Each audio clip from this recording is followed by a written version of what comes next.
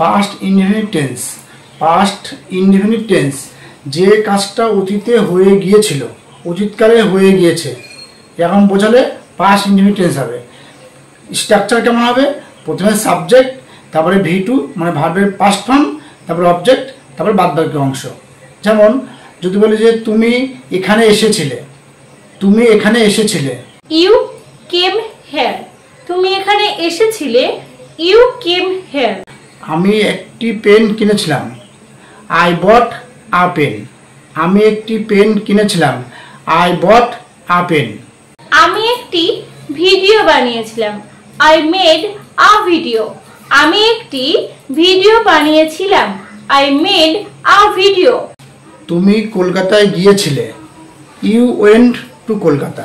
তুমি কলকাতায় আমি ভাত খেয়েছিলাম। I ate rice. আমি ভাত খেয়েছিলাম। I ate rice. আমি আমার মায়ের সাথে বাজারে গিয়েছিলাম। I went to market with my mother. আমি আমার মায়ের সাথে বাজারে গিয়েছিলাম। I went to market with my mother.